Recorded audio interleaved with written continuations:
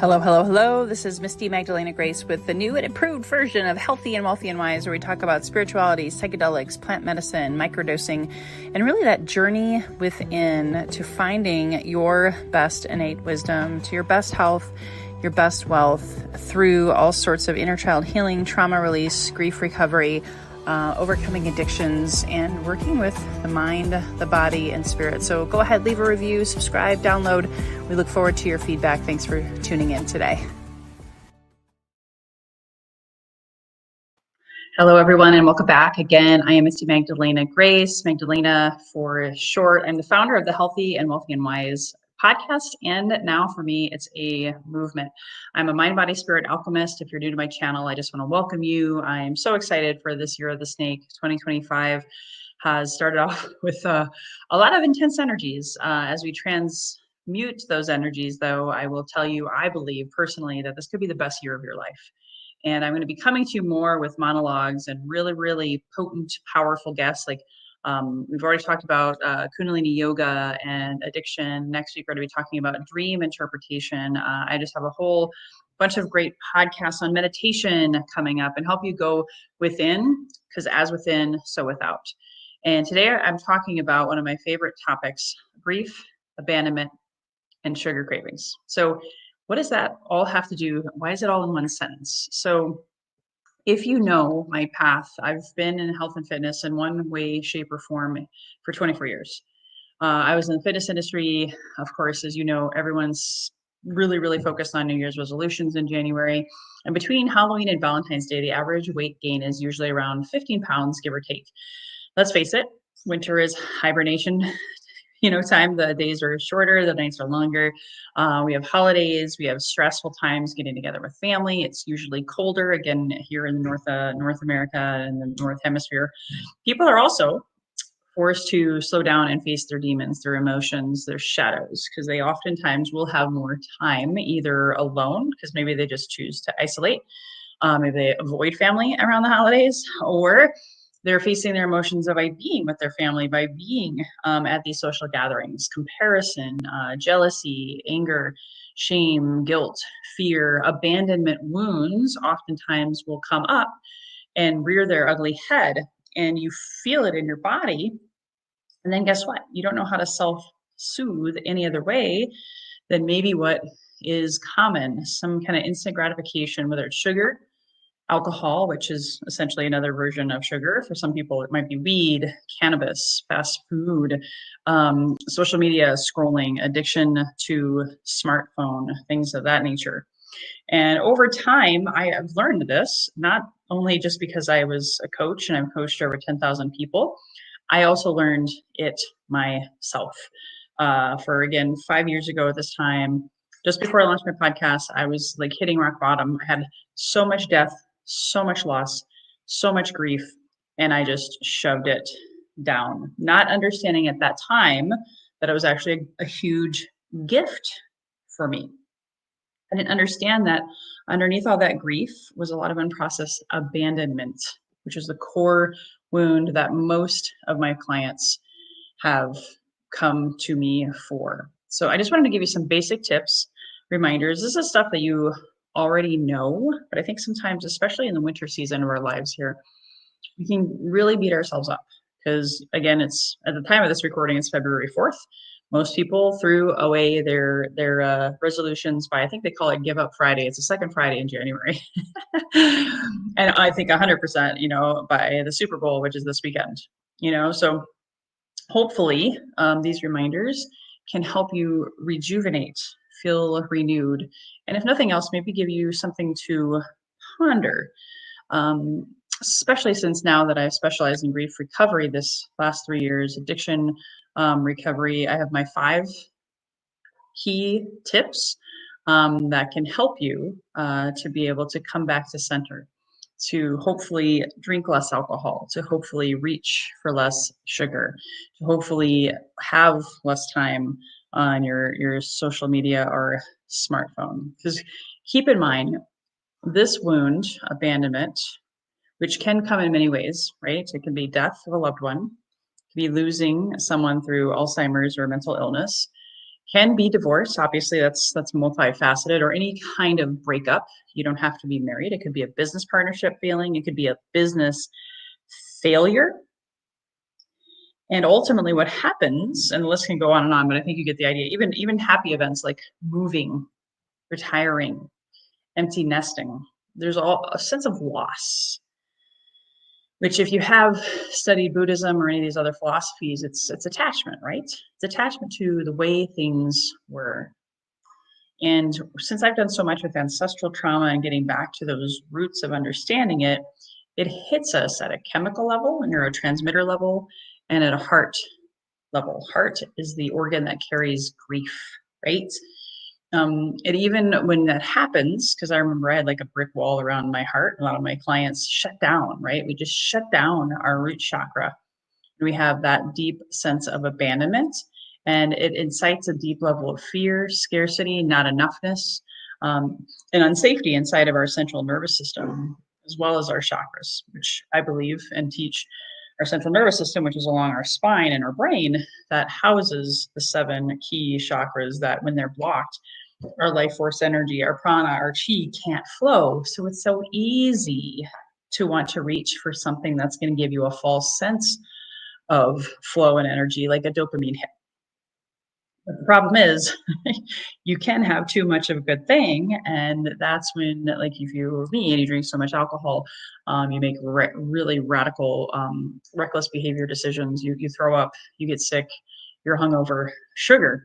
I did that a lot as a kid and more in my 20s, specifically sugar, like candy, soda, things of that nature, even Starbucks.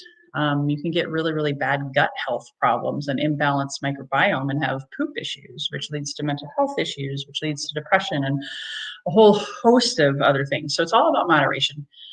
It's all about balance. It's also about having the right tools to help you process the grief. Because when I had so much grief, in a sense, abandonment, loss, wounding in my body, mind, and of course, spirit, it killed my inspiration, it killed my drive, it killed my motivation. Over time, when you have so much of that and you don't take the time, because I didn't think that I was worth taking the time to process grief, I didn't know, because schools don't teach us this, churches, institutions, they don't teach us not only how important it is to grieve. Hello, most of us, in our families, someone dies and they're buried within 3 days or a week later. And then you go back to life, right? That's just one example.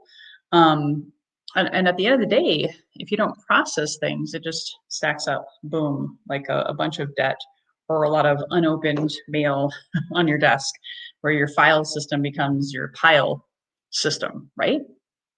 And so the ultimate is, what do you do with all this? What if you right now that are watching or listening to this are struggling incredibly with grief, abandonment, loss? Maybe you just divorced. Maybe you are in the process of making that decision.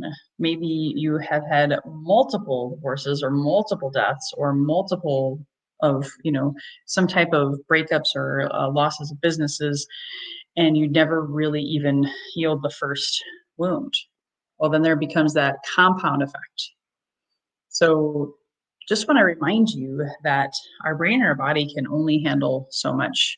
So it's really important to remember, when it comes to cravings, as they are attached to soothing grief and abandonment, there is a chemical, neurological thing going on.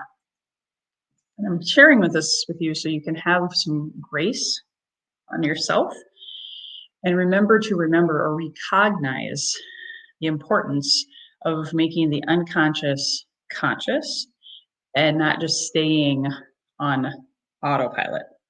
So we are still connected to our ancestors. We still have a Paleolithic caveman portion of our brain, right? And our ancestors lived thousands of years in the wild. Their brains were designed to place a high value on salt, sugar, and fat to fuel their bodies and minds, to keep them alive and well. And they didn't have huge portions, right? They didn't have the convenience or liquor stores that we do in every corner.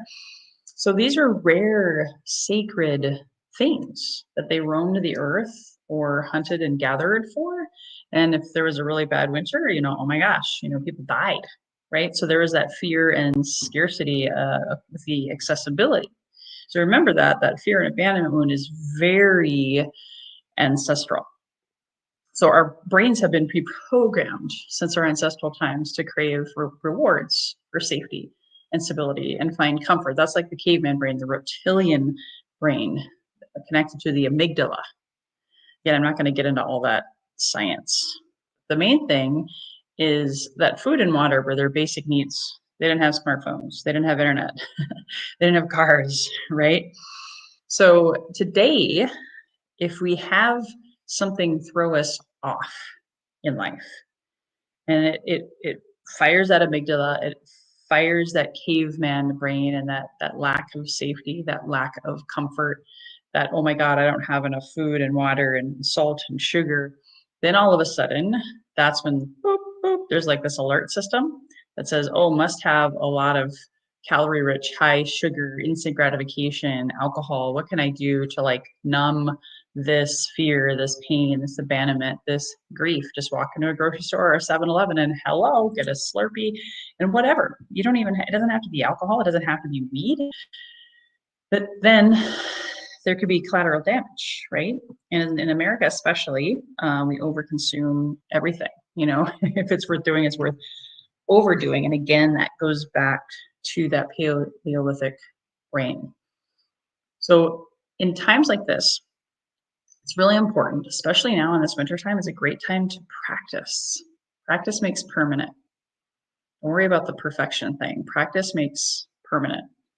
So how can you find ways to soothe yourself that's healthy for your body, mind, and a spirit, so that you have that life force, that chi, that amazing blissful joy energy, which, by the way, I didn't have for years. If I really look back, probably like 10 years, I lost that. And so here are my top 5 tips. Well, first of all, even before I get to that, if you're struggling with this, sugar cravings, addiction, what have you, due to grief and abandonment specifically, just know that one thing you've got to really do is to be radically responsible and become curious and compassionate about what's going on for you. Become curious and compassionate about what is going on for you.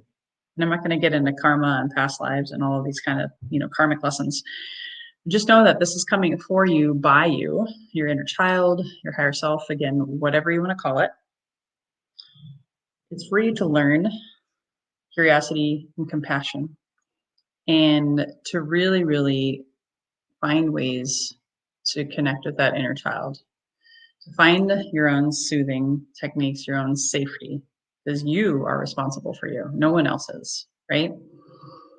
So once I was able to get over that, what I call my judgy bitch inner critical mind, and work with her in a kind, curious, and compassionate way, which took a couple of years, honestly, the tools that helped me most were these 5. And I'm going to share them with you in no uncertain order.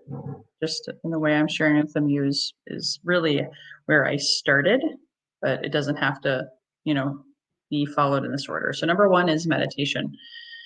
Quieting the mind and going inward, connecting with my inner child, connecting with those wounds, connecting and just listening and watching, observing. It could be guided meditation. It could be, different people do different things with Joe Dispenza. I mean, find your thing. I personally worked with a teacher for a few years, but then I made my own meditations. But the idea there is to slow down the mind and go within and tap in and kind of just tune out of the outside world. Just make the conscious unconscious, the unconscious conscious, and observe it, not attach to it. That's like the simplest way I could explain that. So meditation is that one of those ways to help self-soothe that inner child, the pain, the grief, the loss, the abandonment. And to also help you observe even your sugar cravings, but that's a whole nother conversation. Number 2 is breath work or some form of deep breathing practice to get into that parasympathetic, to hopefully move some energy and stagnation. I'm not going to get into the weeds of all the different types of breath work that I teach and do and recommend to people. But Breathing deeply into your belly and your chest can help you pause the fight or flight that's going on in your central nervous system because of the lack of safety or feeling held, safe, connected, that kind of thing.